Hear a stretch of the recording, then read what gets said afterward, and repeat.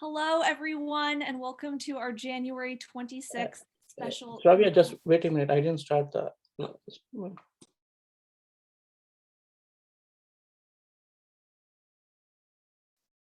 Hello, everyone, and welcome to our January 26th special congressional briefing.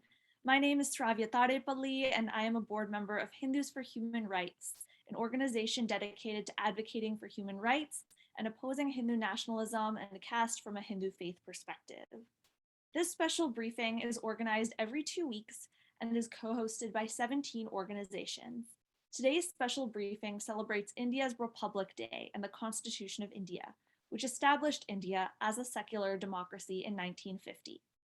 This constitution was drafted under the leadership of Dr. B.R. Ambedkar, a stalwart Dalit leader in India. It established India as a pluralist, rules-based democracy where all Indians, regardless of religion, caste, community, or gender, were equal.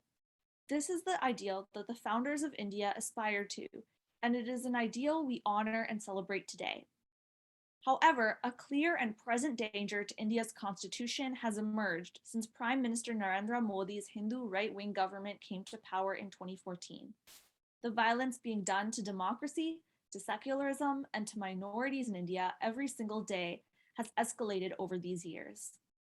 Just last month, right-wing Hindu extremists attacked multiple Christmas Day celebrations.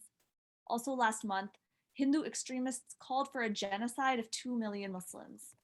Last summer's Pegasus revelations and the recent Bullibai scandal show just how dangerous India is becoming for journalists and activists simply for being critical of the Modi regime. India's constitution is one of the world's most progressive documents, but under continuous assault, it now needs to be defended by the people of India and India's allies. As a Hindu and part of a religious tradition that believes all human beings are inherently divine, I believe it is my religious duty to speak out when oppressed people face atrocities. As an Indian American, I feel a special obligation to stand up for democracy in both nations. Many Indian Americans share my feeling. As Americans, we have the power to take foreign policy measures that can make a substantive difference in promoting human rights abroad and empowering grassroots activists. We have a great lineup of panelists today. We are joined by, among others, U.S. Senator Ed Markey, U.S. Congressman Jim McGovern, who is the longstanding co-chair of the Tom Lantos Human Rights Commission of the U.S. House of Representatives, U.S. Congressman Andy Levin, who is a member of the House Foreign Affairs Committee and the Tom Lantos Commission, U.S. Congressman Jamie Raskin, who is the chair of the House Subcommittee on Civil Rights and Civil Liberties, Nadine Maenza, who is chair of the United States Commission on International Religious Freedom, which has since 2020 recommended that U.S. government sanction India for religious persecution, Hamid Ansari, India's former vice president, who is a distinguished former diplomat and scholar, Ameenah Gurib-Fakim, former president of Mauritius, and Kerry Kennedy, the president of Robert F. Kennedy Human Rights. Our first speaker is Carolyn Nash, the Asia Advocacy Director for Amnesty International. She is based in Washington, D.C., and advocates with U.S. Congress and the U.S. government on issues of human rights violations in the South Asian region. As our viewers know, Prime Minister Modi's government has persecuted and shut down Amnesty in India, reflecting a high level of intolerance for international scrutiny.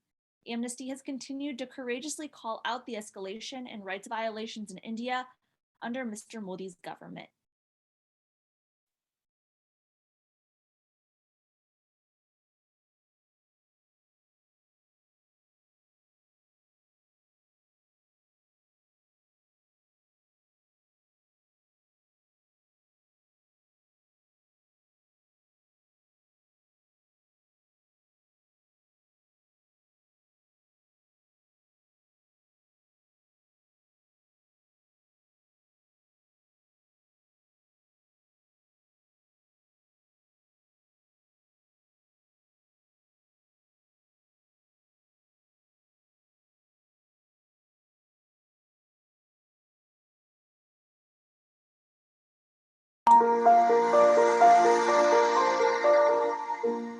I'd like to start by thanking the Indian American Muslim Council for inviting me to join this panel and for creating the space to speak candidly about the status of human rights in India today.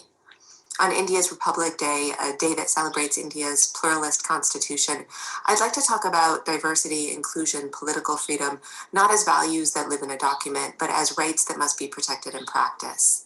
The ultimate measure of a constitution or a law or policy is how it impacts people in the world. It's how it's used in practice by authorities and how it upholds or infringes on the freedoms and rights of everyday people. When a law or policy fails to deliver on this straightforward objective to uphold and protect the human rights of the people who belong to that society, then they have become legal instruments of injustice. And it doesn't matter what form of government oversees or advances them. The human rights measure of a law or policy is the dignity, opportunity, and protection it affords to real people. So I'd like to speak very briefly today about two real people and what their stories tell us about the increasing threats that India's laws pose to human rights. The first is Father Stan Swami, a Jesuit priest and human rights defender. He was an outspoken advocate for the rights of minority groups. He sought justice for communities that had been forcibly displaced from their land and homes. He supported and inspired the most marginalized and vulnerable communities to seek redress against violence and discrimination. And in retaliation for his work advancing human rights, he was targeted and persecuted by the state. Father Stan was 83 years old when he was arrested on October 8, 2020, and charged under the Unlawful Activities Prevention Act. He was held in an overcrowded jail more than 1,700 kilometers from his home. At the time of his arrest, he was suffering from Parkinson's disease, significant loss of hearing in both ears, and other serious underlying health conditions. Initially, the jail authorities denied him warm clothes and refused to allow him a straw, which he needed in order to drink due to the effects of his Parkinson's. Courts declined to authorize medical release despite his age and illness and despite the threat of COVID-19. By May 2021, his lawyers warned that Father Stan was suffering COVID-like symptoms. Medical release was again denied. By the end of May, he was hospitalized and COVID confirmed. And on July 5th, Father Stan died in custody 10 months after his arrest. Father Stan's story is important for many reasons, for what it tells us about the status of minority rights in India, about the government's profound fear of activists and critics, and about the legal institutions, in this case the UAPA, that the Indian government abuses to stifle dissent. The UAPA is problematic for many reasons. It violates an individual's right to fair trial. It imposes stringent bail requirements and intentionally slows the investigative process. It allows the government to hold an individual for 180 days before formally bringing charges. The bill was then made more problematic in 2019 with amendments that give greater leverage to authorities to designate an individual a terrorist. The definition of terrorist is overly broad, and this allows the law to be used to label and detain just about anyone the government wants to target. It's important to note that this sweeping definition of terrorism is intentional. The weaponizing of the UAPA against rights defenders and journalists and others is the point of the legislation. It's designed to create a pervasive climate of fear that chokes out free expression and that dims the light that activists and journalists have worked so hard to shine on human rights abusers. I want to close with a second story of another individual targeted by the Indian government using the UAPA, Kashmiri human rights activist Gurib Parvez. Gurib has documented countless abuses by the Indian authorities, excessive force, firing of pellets and tear gas shells, enforced disappearances. He's investigated unmarked graves and tallied civilian casualties that the government tried to conceal. And for that work, the government of India has weaponized the UAPA and branded him a terror threat. The measure of a law is in the impact it has on the people it's supposed to protect. The US government's warm relationship with the Indian government, Prime Minister Modi's participation in the recent Democracy Summit, these tell us nothing about the human rights credentials of a law or a policy or a government. To make those determinations, we have to look to the people who are impacted. We have to look to Father Stan, to Gurib Parvez, and to so many others who have been silenced by the Indian government. These stories must be a wake-up call to show solidarity for civil society and human rights defenders at the front lines of India today, and to insist that the laws the government wields to perpetuate human rights abuses will not be tolerated, and demand that the Indian government deliver on its human rights obligations. Thank you so much for your time today.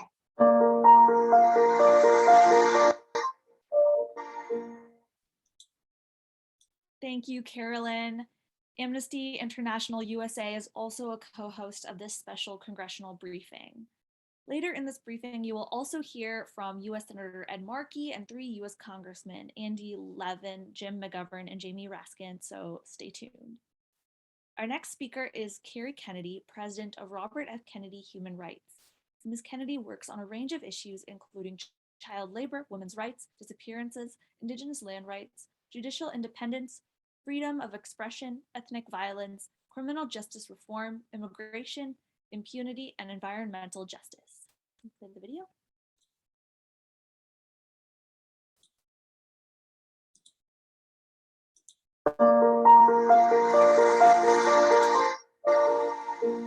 Hi, I'm Carrie Kennedy, president of Robert F. Kennedy Human Rights. It's an honor and a pleasure to be with all of you today. I'm honored to join this distinguished panel because, especially considering the long road that brought me to join you, it all started in 1951, 1 year after the modern Republic of India came into being with the adoption of the Constitution, when then Senator John F. Kennedy visited India, where he met Prime Minister Nehru. He respected the Prime Minister as one of the great political leaders of the 20th century and was deeply moved by the commitment of the Indian people to shuffle off the coils of colonial rule.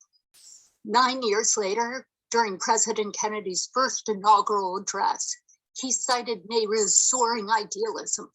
Under the Kennedy administration, India became one of the largest recipients of US aid in the world. Along with that aid, Jack sent his most impressive asset, Aunt Jackie, who also fell for that magical land. After Uncle Jack died, knowing how much he loved the country, Aunt Jackie looked to India for a model of contemporary architecture for the John F. Kennedy Center for the Performing Arts in Washington, D.C. Jackie shared her experiences with my cousin John, who visited India when we were at Brown together, and he in turn shared them with me. So I was thrilled when I finally fulfilled a lifelong dream to go to India in 1986. I spent the summer traveling from Calcutta to Kashmir, to Mumbai, to Delhi, from big cities to small villages, visiting the homes of master craftsmen who were creating designs for an exhibition at the Cooper Hewitt Museum in New York. None of my fondest memories would have been possible had it not been for the freedoms and fundamental human rights guaranteed by the Indian Constitution. My connection with India has continued over the years, and it has been an important part of our work at Robert F. Kennedy Human Rights.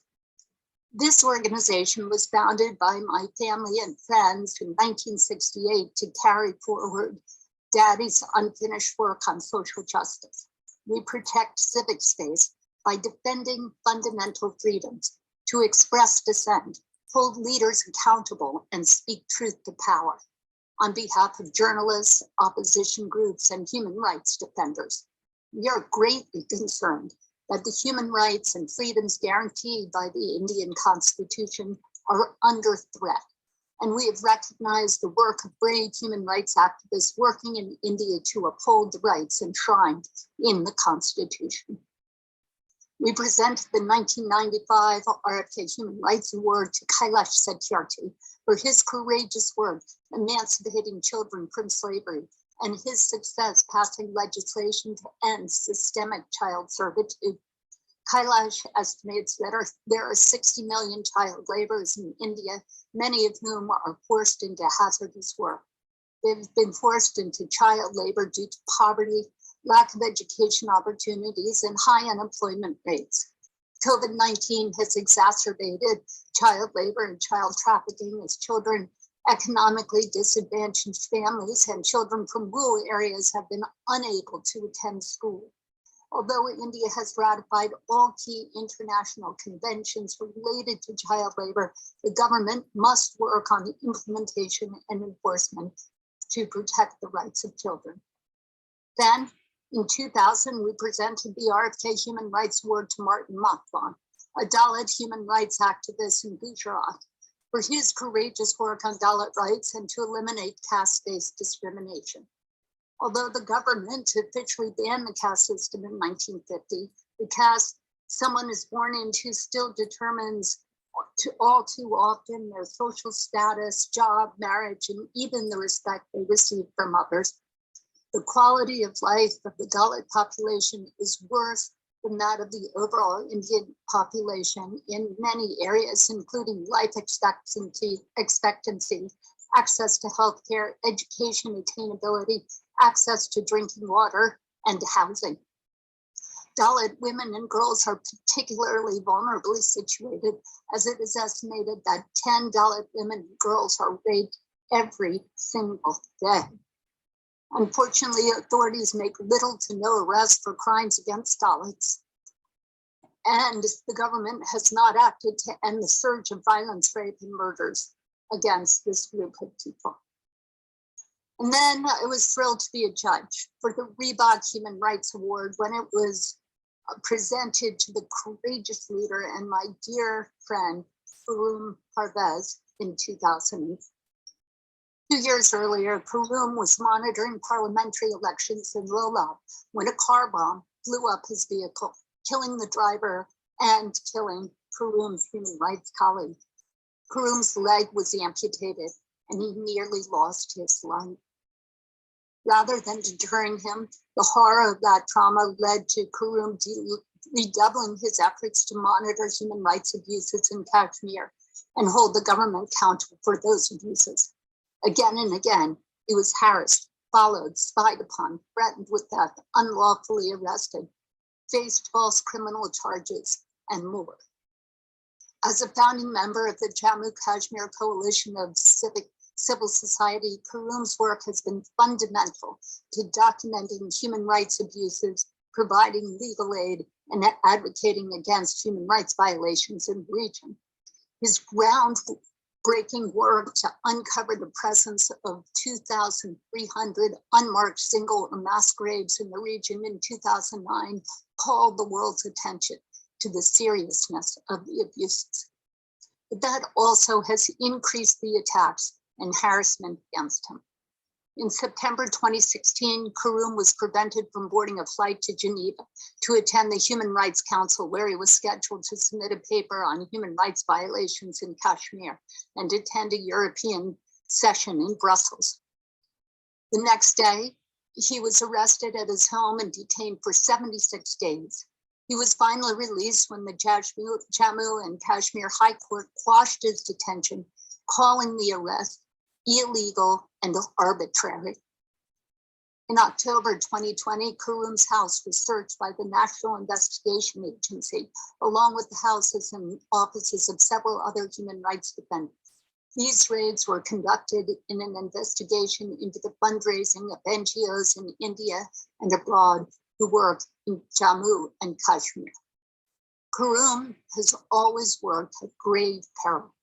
Most recently, on November 22nd, 2021, the National Investigation Agency and police raided and searched Karum's home and the JKCCS office in Srinagar for 14 hours, confiscated his cell phone and his laptop, and detained Karum for what they claimed to be routine questioning. His family was later told that he had been arrested.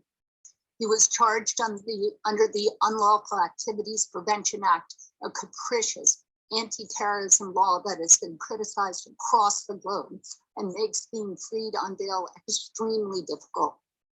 He has been detained ever since, and if convicted, he could face up to 14 years in prison or even the death penalty. All this simply for pointing out human rights violations committed by government officials. I have known Karum for 16 years. He is a good friend. He has stayed with our family at the Kennedy compound in Massachusetts. He has vacationed with my family in Kashmir. I'll never forget spending a day with him and my 3 children on going around on Lake Dal and then looking up at those magnificent Himalaya mountains and spending a day in the beautiful, beautiful Shalimar Gardens, an experience that none of us will ever forget. And Karim talking about his love for India, his love for Kashmir, for the people, for the history, for the beauty of the place that God created. Karim's most recent arrest is a prime example of the crackdown on civic space in India and across the globe, where regimes target journalists and lawyers and human rights defenders who play a critical role of holding governments accountable for human rights abuses. For this courageous work in defense of democracy, transparency, and the management of public affairs, and upholding the very rights governments are responsible for protecting under their own laws and under international obligations, human rights defenders are threatened, brutalized, tortured, disappeared, and murdered by their own governments. More and more anti-terrorism laws are being used to target legitimate critics of regime abuse and stifle dissent. Instead of prosecuting those who document and expose human rights abuses, the Indian government should welcome these findings and hold the violators, particularly those in the security forces, accountable. Human rights work must not be criminalized. India must amend the Unlawful Activities Prevention Act and ensure accountability for abuses. Robert Kennedy said, "The sharpest criticism often goes hand in hand with the deepest idealism and love of country." Human rights defenders and activists like Karim Parvez personify my father's words. They are all working for a better India.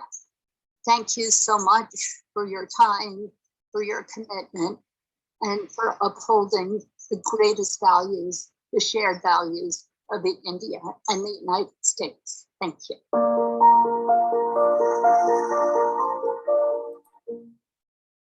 Thank you, Ms. Kennedy. And it's amazing to hear the memories you have from your visits to India. Your powerful words should be a reminder to Prime Minister Modi's government that erosion of India's constitutional values must cease. Stay with this briefing to also hear from U.S. Senator Ed Markey and 3 U.S. Congressmen, Andy Levin, Jim McGovern, and Jamie Raskin, as well as Nadine Maenza, the chair of U.S. Commission on International Religious Freedom. Our next speaker is Archbishop Peter Machado. The 7th Archbishop of Bangalore, Dr. Machado has been an outspoken voice for religious freedom and equality, opposing anti-conversion laws and attempts by India's ruling party to target Christians.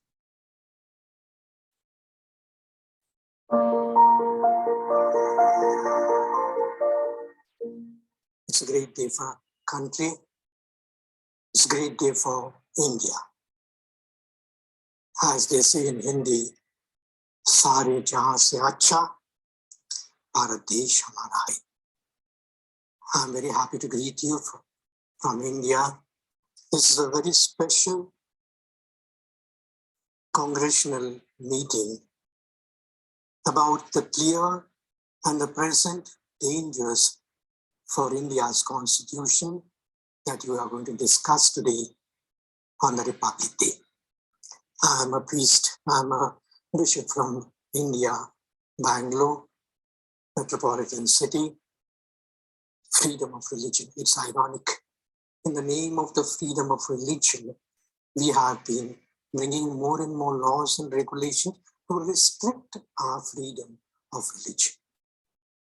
Article number 25 guarantees that every citizen has the right to proclaim, to preach, and to propagate his religion. And so many other chapters that are there in our constitution that make us proud, they make us feel stand tall that no other country has got this much of diversity and freedom as we have. But what's going on? What's going on?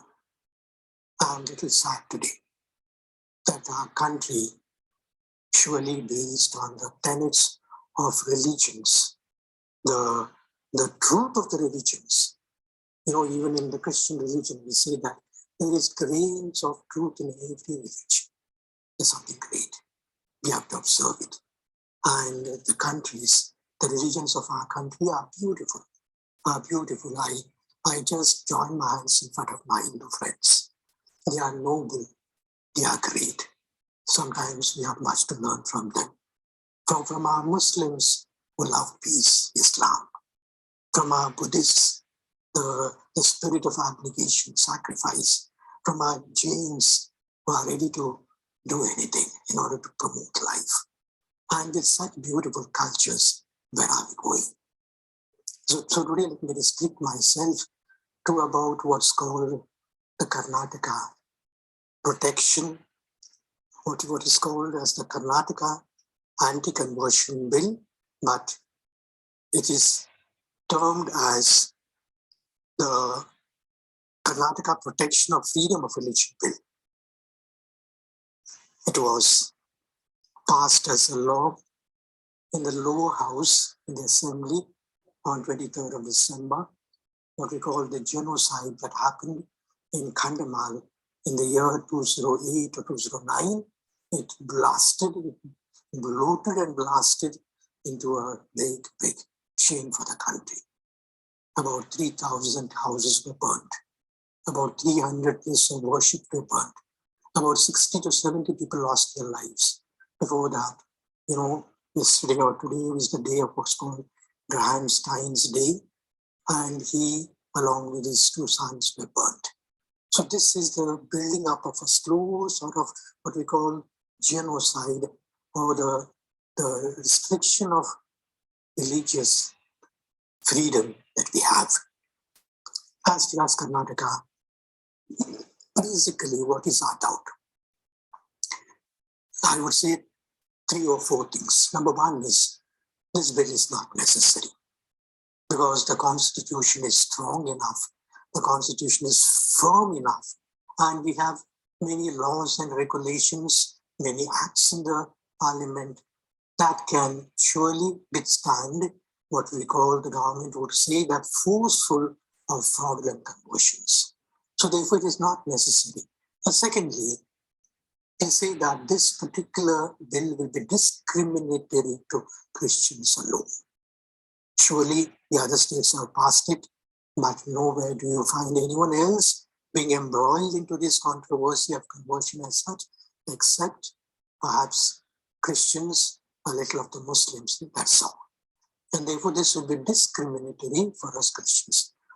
Number thirdly, I say that even without the law, there are so many instances of violence, of hurt, of hating each other is taking place.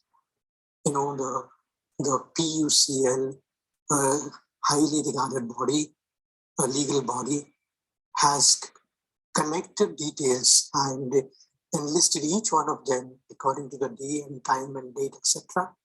And they have found more than 50 instances by which in Karnataka, in the year 2021 alone, attacks have taken place.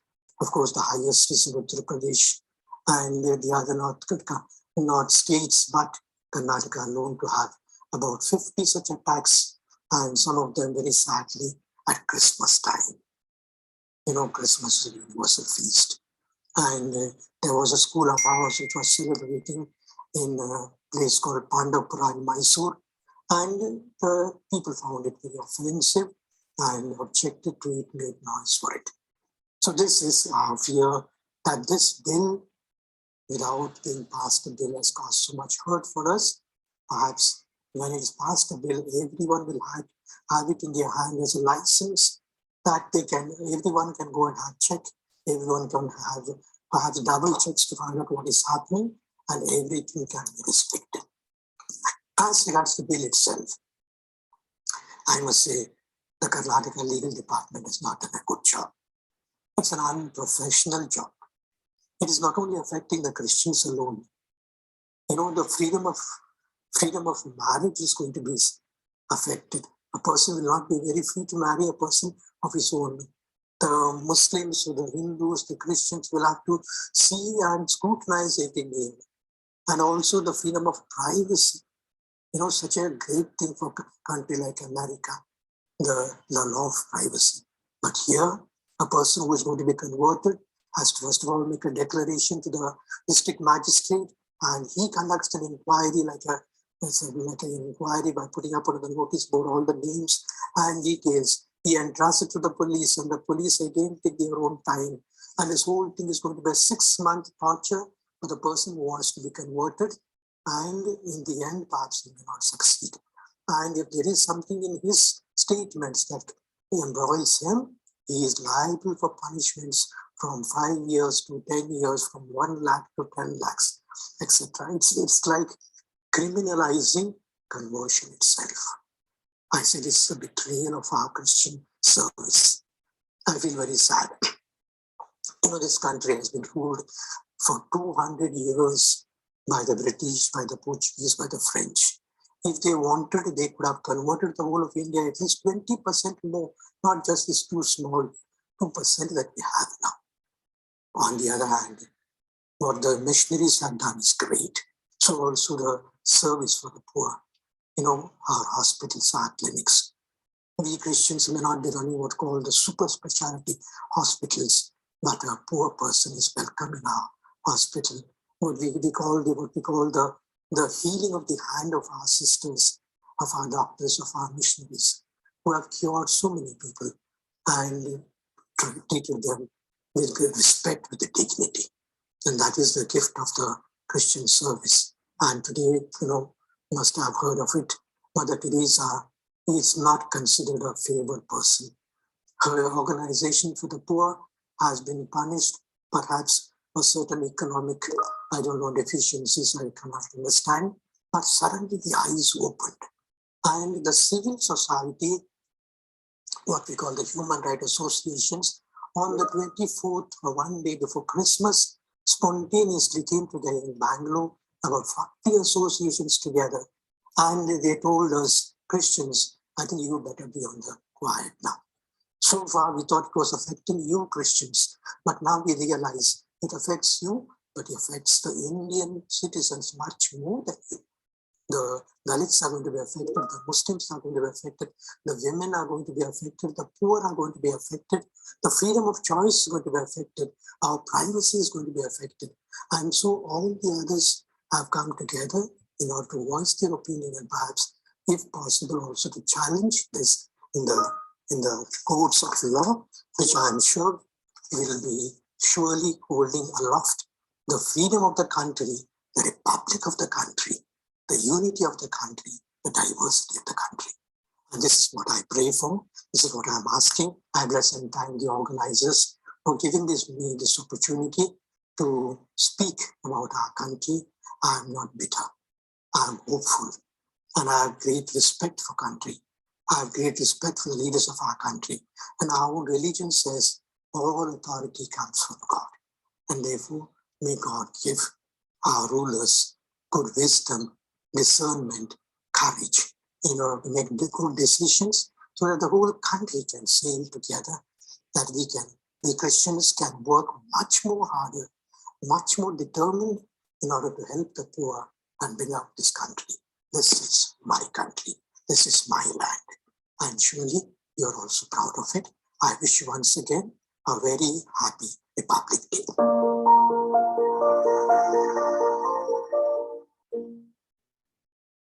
Thank you, Archbishop Machado. Your remarks truly reflect the composite and pluralist nature of Indian society and the nation. Later in this briefing, you will also hear from U.S. Senator Ed Markey and 3 U.S. Congressmen, Andy Levin, Jim McGovern, and Jamie Raskin. Our next speaker is India's former Vice President, Hamid Ansari, who served for a decade from 2007 to 2017. He previously served as chairman of the National Commission for Minorities, vice chancellor of Aligarh Muslim University, and the permanent representative of India to the United Nations, as well as several years serving as the ambassador to Australia, Afghanistan, Iran, and Saudi Arabia. Hamid Ansari has been a leading voice in speaking up for the rights of India's minorities, and we are grateful to have him speak today.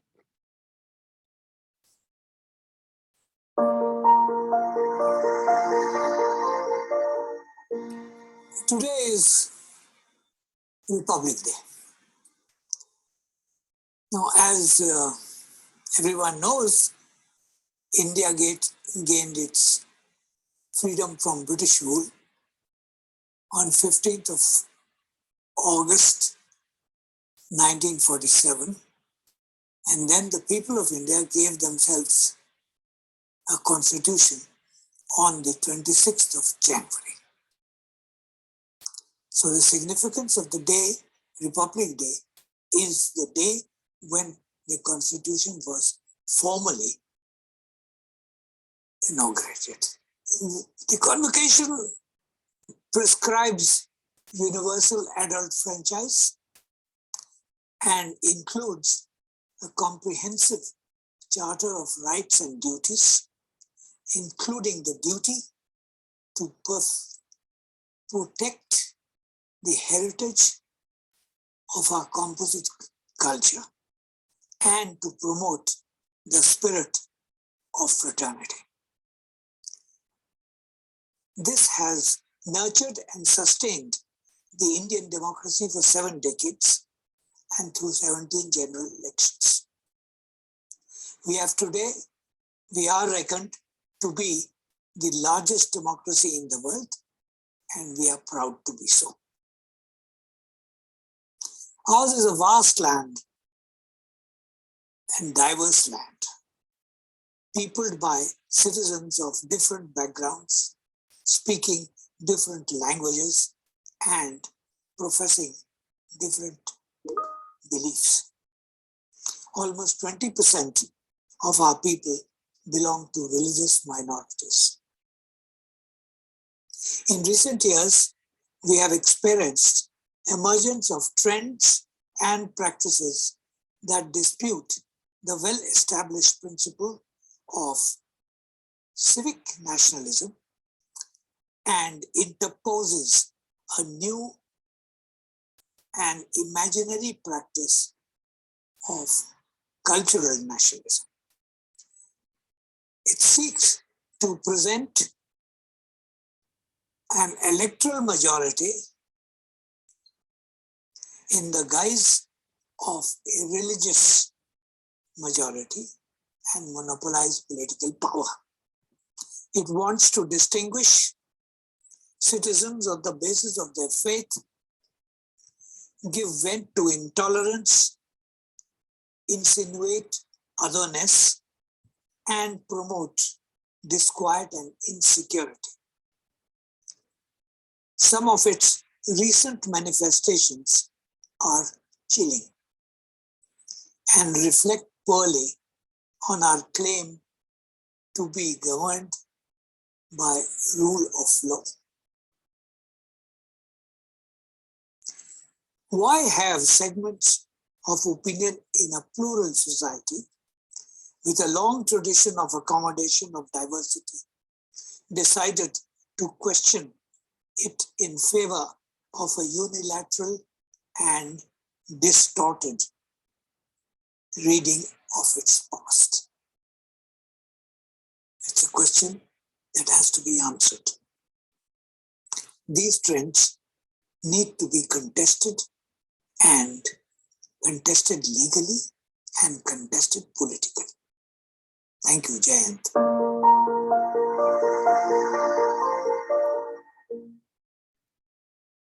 Thank you, Vice President Ansari. A reminder to all our viewers, later in this briefing, you will also hear from U.S. Senator Ed Markey and 3 U.S. Congressmen, Andy Levin, Jim McGovern, and Jamie Raskin. Our next speaker is Ameenah Gurib-Fakim, former president of Mauritius. The first female president of Mauritius and biodiversity scientist, she's been honored as one of Foreign Policy's 2015 Global Thinkers and is a leading voice on issues related to climate change, international development, and democracy.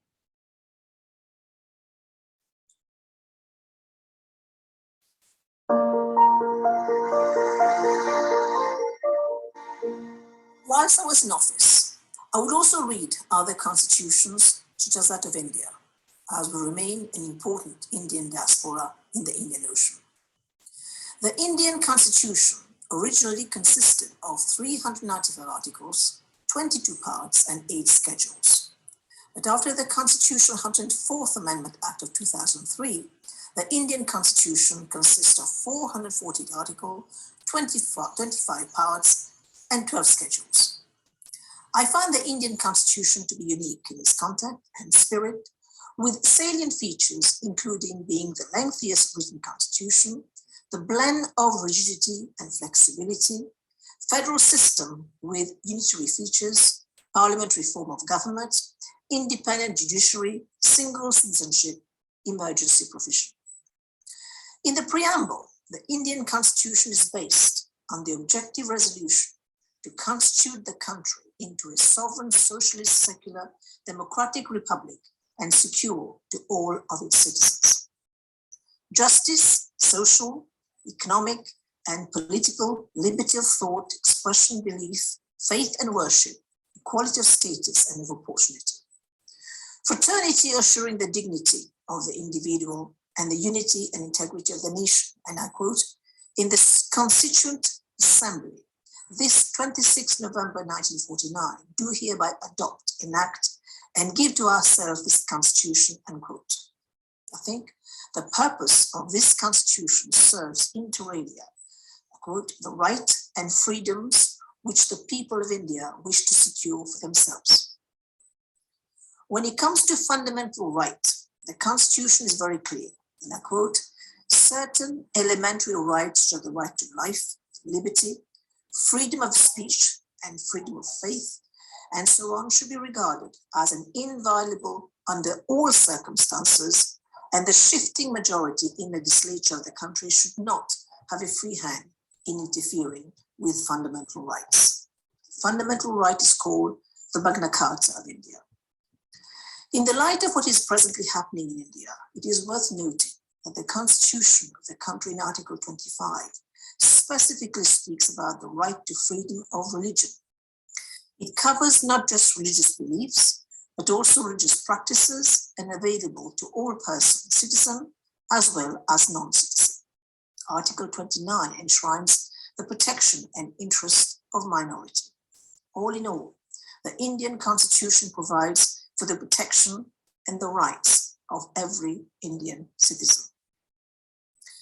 This reminds me of the writings of Hannah Arendt, who I quote said, the right to have rights should be recognized as a precondition for the protection of every human right. And she goes further by stating that the supposed universalism of human rights could only be guaranteed through citizenship.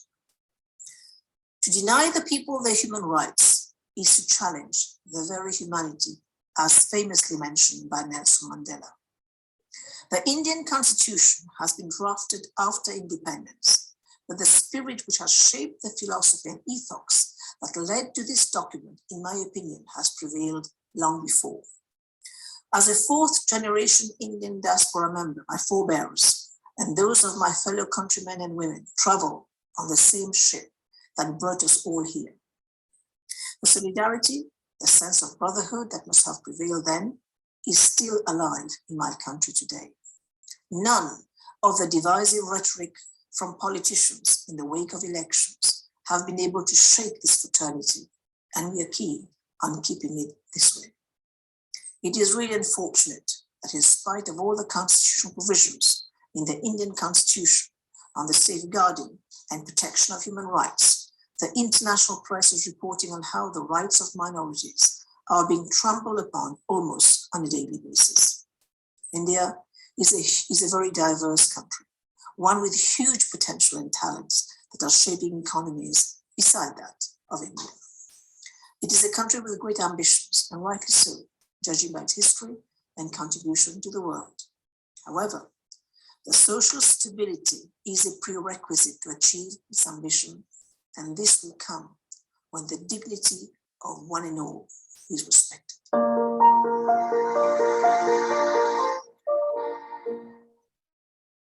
Thank you, Madam President, for adding your voice to the global community, bringing attention to the assault on civil rights in India. Viewers, do stay tuned in to later hear from U.S. Senator Ed Markey and 3 U.S. Congressmen, Andy Levin, Jim McGovern, and Jamie Raskin. Our next speaker is Commissioner Nadine Maenza, the chair of the U.S. Commission on International Religious Freedom.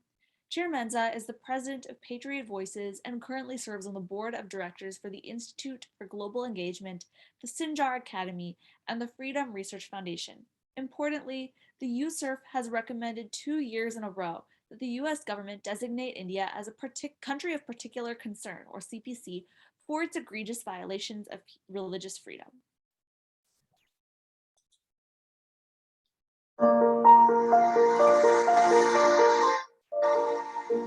On this Republic Day, when India marks and celebrates the day on which the Constitution came into effect, I'd like to bring to light the government's commitment to religious freedom, enshrined in Articles 15 and 25 of its Constitution. Unfortunately, religious freedom conditions in India have been deteriorating at a rapid pace in recent years. Since 2014, the BJP-led Indian government has increasingly institutionalized its ideological vision of a Hindu state at both the national and state levels through a foundation of laws and structural changes hostile to the country's religious minorities, which include Muslims, Christians, Sikhs, Dalits, and Advocacies. For this reason, since 2020, USCIRF has recommended that the State Department designate India as a country of particular concern, or a CPC, for engaging in and tolerating systematic, ongoing, and egregious violations of religious freedom, as defined by the International Religious Freedom Act of 1998. Some of our key concerns that led to this recommendation include the passage of the Discriminatory Citizenship Amendment Act, or the CAA, in December of 2019. While the CAA is said to benefit religious minorities, including Christians, Hindus, and Sikhs, from neighboring Afghanistan, Bangladesh, and Pakistan, the reality is that the CAA, in conjunction with the proposed National Register of Citizens, requiring all residents to provide documentation of citizenship, could subject Muslims in particular to statelessness, deportation, and prolonged detention. Another set of policies raising significant concerns, and too often resulting in violence, are efforts to prohibit interfaith marriages or relationships between consenting adults using the false narrative of forced conversion. These laws deny Indian citizens the right to freedom of religion or belief and severely restrict the rights of women to choose their partner. Since 2014, Hindu nationalist groups have launched inflammatory campaigns decrying interfaith relationships, including calling for censorship of media depictions of these relationships. The campaigns targeting and delegitimizing interfaith relationships have led to attacks and arrests of non-Hindus and violence towards any interfaith interaction.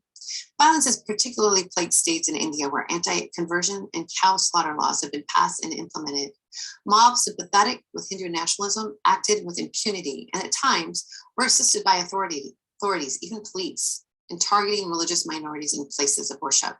Sectarian violence is enabled by hate speech and disinformation propelled by government officials. We're also concerned about the closing space for civil society through the misuse of various laws, such as the Foreign Contribution Regulation Act, the FCRA, and the Unlawful Activities Prevention Act, or the UAPA. Civil society lacks the freedom to document or raise their voices against gross human rights and religious freedom violations due to the application of these laws. Numerous organizations that document religious freedom violations or aid marginalized religious communities have been forced to shut down operations in India under the FCRA. At the end of 2021, the Indian government moved to cut off foreign funding to nearly 6,000 organizations, including Mother Teresa's organization, the Missionaries of Charity, Oxfam India, and Jamia Millia Islamia, and refused to renew their licenses under the FCRA.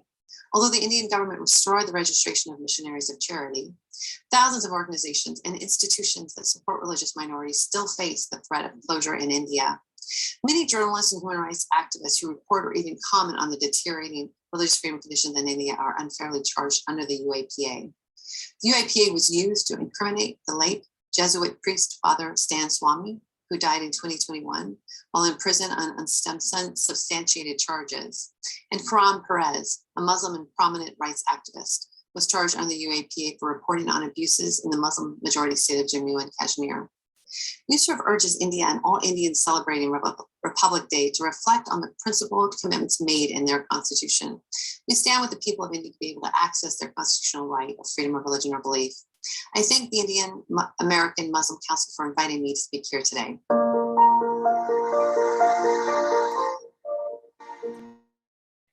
Thank you, USCIRF Chair Maenza. The 2022 USCIRF report is due in 3 months, and we hope that you will continue to make that recommendation of India being a CPC, keeping the pressure up and on the Indian government. Our next speaker is Congressman Jamie Raskin. Congressman Raskin has led US Congress in urging the State Department to support human rights defenders in India and has been a vocal proponent of a secular and democratic country. He is also the chair of the powerful House Subcommittee on Civil Rights and Civil Liberties in the US House of Representatives.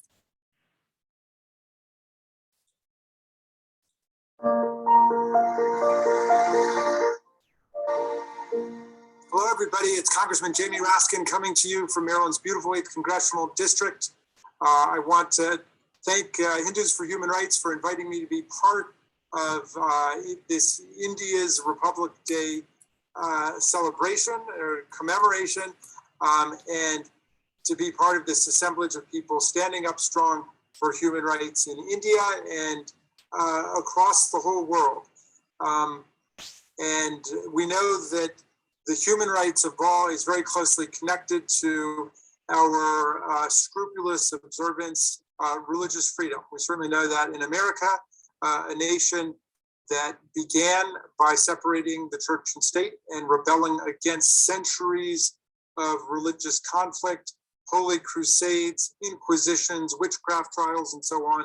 And we said that in order for human rights to survive and flourish, in order for everybody to be able to worship as he or she pleases and to be free of state discrimination and state compulsion and coercion, we need to separate the church and state. And that has been an essential principle that the people of America have fought for over the centuries. And we know that it has been critical to the preservation of human rights all over the world. So I want to recognize the fact that there is a continuing struggle for human rights in India, as there is a continuing struggle for human rights in every country on earth. But there have been a lot of problems with the issue of religious authoritarianism and discrimination taking place in India against the Muslim minority and indeed against Hindu minorities that that are dissenting from officially orthodox views, and for free thinkers and Christians and others. So we want to make sure that India, which is the world's largest democracy, like America, which is the world's oldest modern democracy, stays on the path of respecting religious liberty, freedom, pluralism, toleration, and dissent for everybody. And we don't want to see discrimination against any minority religious group or any majority religious group for that matter. That is the road to authoritarianism and destruction of the civil liberty that is our most prized possession in the constitutional democracy. So I have heard reports from people about discrimination against Muslims, against Muslim farmers, many of whom have been the victims of vigilante violence. And in general, we want to make sure that the human rights of all, the security of every population is carefully protected. So as a member of the Tom Lantos Human Rights Commission, I want to call on the Indian government to respect and to restore the basic human rights of all the citizens of your great country, irrespective of caste, creed, religion, or any other immutable physical or social characteristic. And I want to thank you for being part of the struggle for global human rights and the struggle to defend democracy against authoritarian rule. And I want to thank all of you for being part of this most important movement to vindicate democracy and human rights in the 21st century.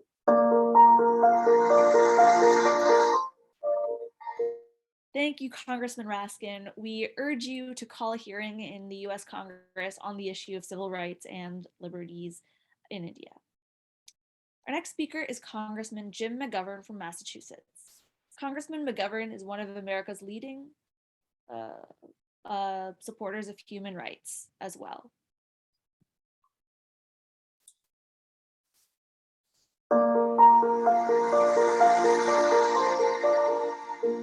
Good afternoon. I'm Congressman Jim McGovern, and I want to thank the Indian American Muslim Council for inviting me to say a few words in honor of India's Republic Day. Today is the 72nd anniversary of the entry into force of the Constitution of the Republic of India, the final step in India's transition from a British colony to a fully independent state. Like all anniversaries, Republic Day gives us the opportunity to celebrate, but also to reflect. The Constitution adopted by the Indian Constituent Assembly in 1949 was a momentous achievement. After decades of struggle marred by tragic episodes of intercommunal violence, the Constitution enshrines secularism and equal rights for every person without regard to identity. For more than 7 decades, the Constitution has provided a framework for democracy to flourish in a country that Muslims, Sikhs, Christians, Buddhists, Hindus, and members of other religions all call home. India today is the most populous democracy in the world.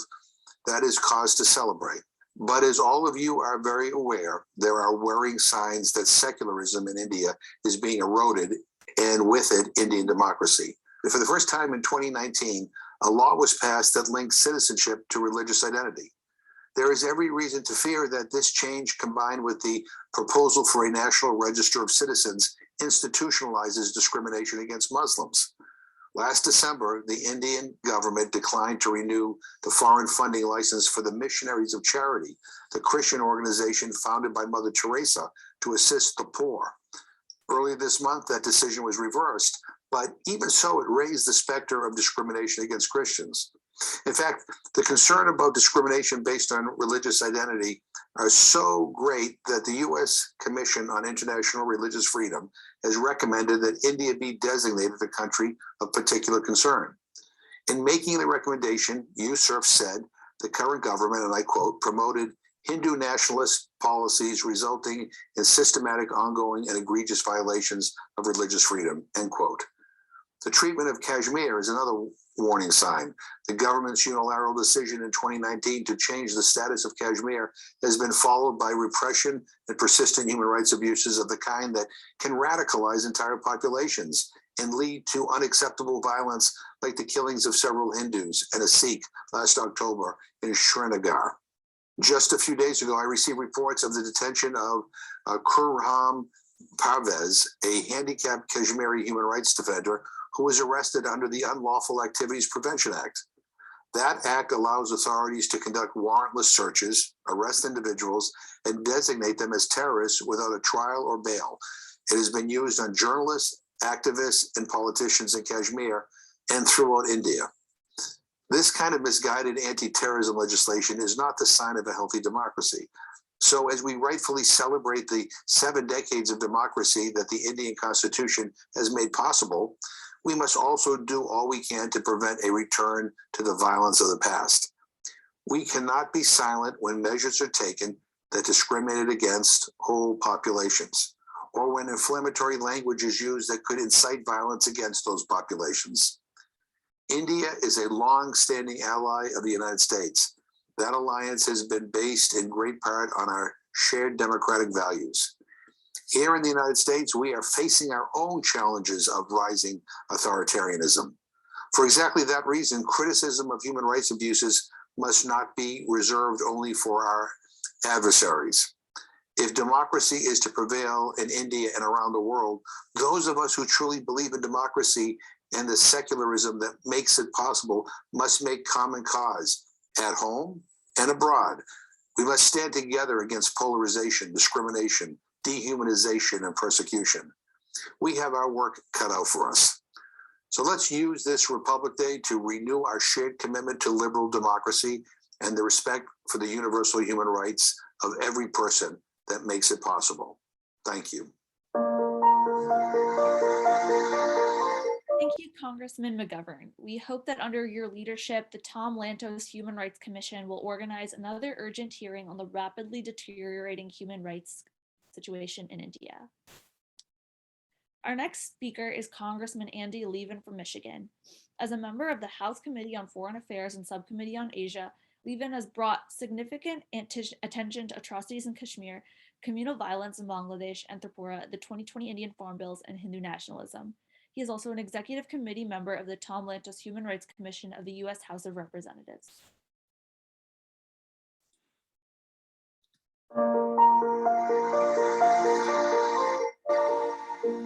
Hello, I'm Congressman Andy Levin. I represent Michigan's 9th District.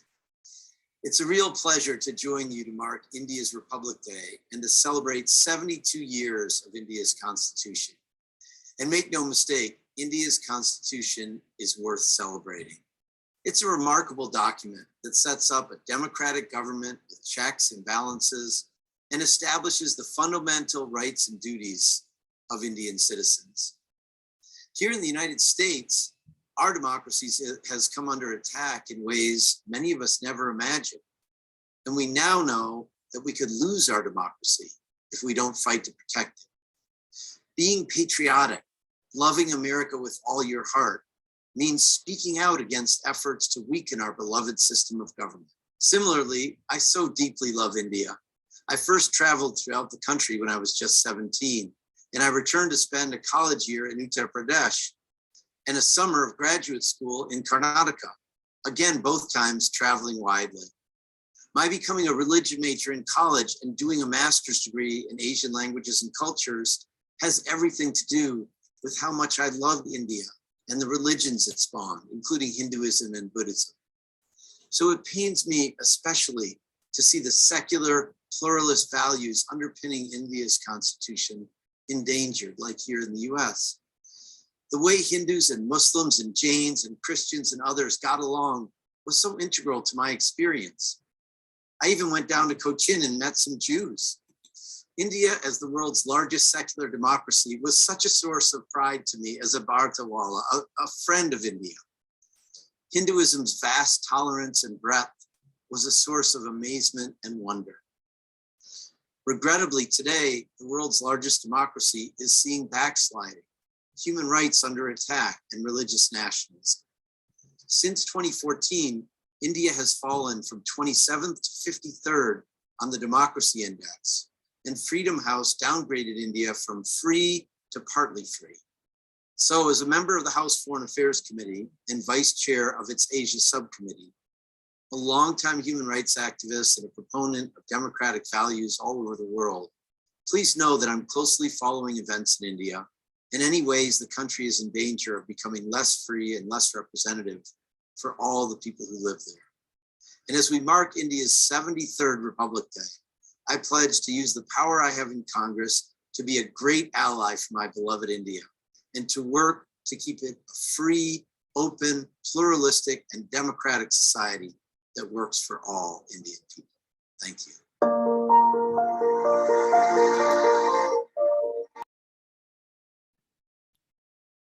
It is truly inspiring to hear Congressman Levin, who has been a true friend of Indian democracy since his teenage years. Our next speaker is Senator Ed Markey, Senior Senator from Massachusetts. Between the U.S. House of Representatives and the U.S. Senate, Senator Markey has served in Congress for more than 4 decades and has been a leading voice on climate change, nuclear nonproliferation, and of course, the rights of minorities in India.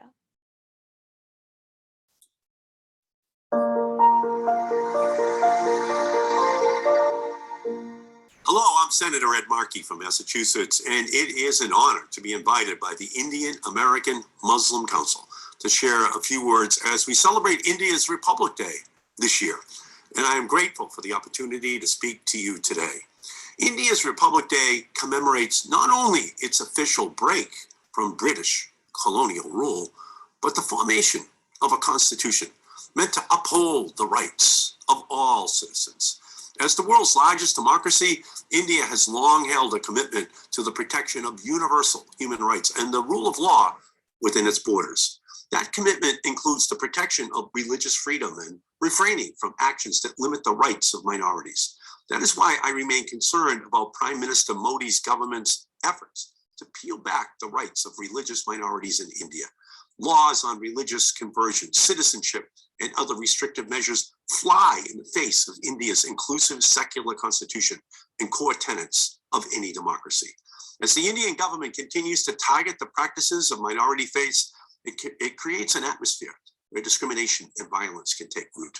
In recent years, we have seen an uptick in online hate speech and acts of hate, including vandalized mosques, torched churches, and communal violence. It is the duty of the United States to speak out when fundamental human rights are under attack, no matter where.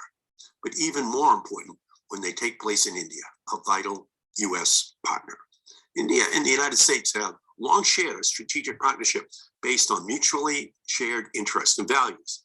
And we all come together to celebrate India's 73rd Republic Day.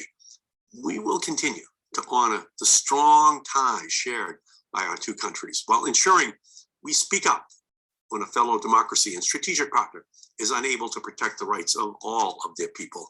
Just as we strive to create a more perfect union in the United States, I will continue to encourage the Indian government to fulfill its commitment to its own people. Thank you again for inviting me to celebrate India's Republic Day and for giving me the opportunity to highlight the importance of democracy and universal values around the world.